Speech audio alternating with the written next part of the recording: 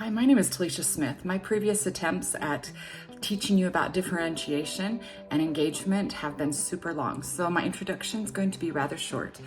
I have been teaching in the Thatcher School District for 10 years. Previous to that, I taught in some other districts and have been teaching for about 18 years total. I've loved the experiences through K through 12 that I have had. Mostly in the performing arts, but also in other classrooms and in different settings. So I'm going to get started right away. Differentiation to me is where the passion of teaching should come from. It might seem complex, but all it really is a difference of thinking. We design our lesson plans and sometimes they go the way they need to, sometimes they go different directions.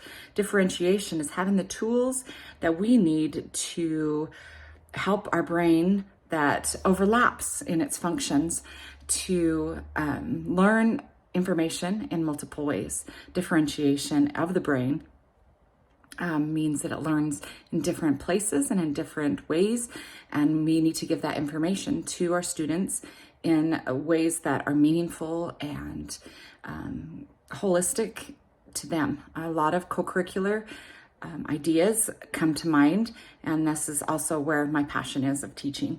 So in theory, we can say teaching in different ways, but Carol Tomlins, a forerunner in differentiation, has a quote that I'd like to use as a springboard. Teachers in the most exciting and effective differentiated classrooms don't have all the answers. What they do have is optimism and determination.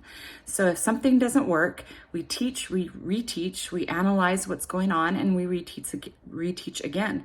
If we have good relationships with the students and we know where they stand, then we can adjust mid-lesson. And a quote that I like to give my students and also my children is to think outside the box, problem solve, but be a problem solver, not a problem maker.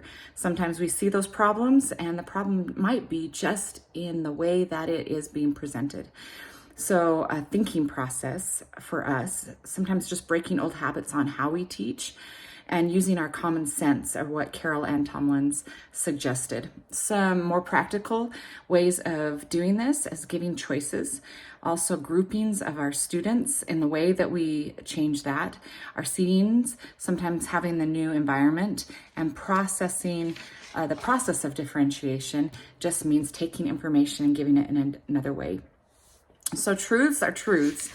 And sometimes policies can change, such as gravity. We talk about that.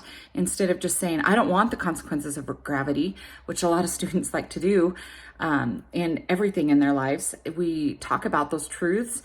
And then we say, hey, how do we learn through this and be able to defy gravity through natural laws? So teaching is the same way. We have to hang on to those truths.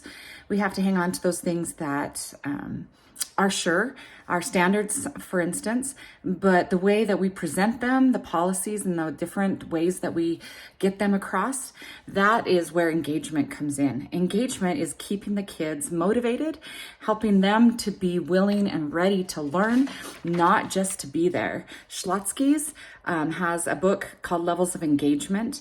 And what I loved about him is that he says engagement is active. It requires students to be attentive as well as in attendance.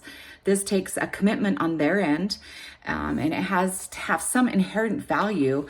And it also needs to be the whys for them, the motivation, enthusiasm and motivation on our part. Sometimes it does equal enthusiasm from them, and it is needed, but sometimes we have to relate it to the things they're excited about. So getting to know those students, getting to start where they are is a big importance for teaching engagement, which is the same as teaching differentiation. It helps with engagement. Most of our cognitive processes are influenced by emotion, and so attaching to their emotion is going to also help.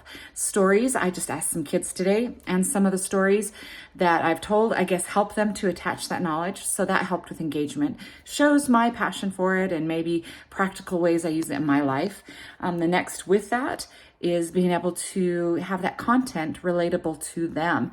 Finding different perspectives may help, different voicing You can anything that helps them to understand how it impacts their lives. Maybe it's just building on the history that gave them the truth and the balance that they need, or the freedoms that they have.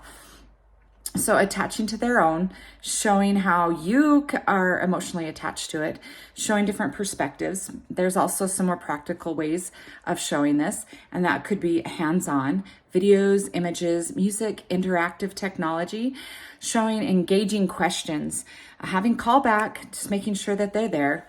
Some other ideas that I found were gamification. Choices again in assessment or partners, flexibility in their seating arrangement, or letting them choose their topic if the topic is not necessarily what you are trying to get across, but the median, or use the median to change, be changeable if the topic is set. But either way, that enthusiasm and that motivation is going to come across to them as we connect with our students. Everything is tied together, just like our brain.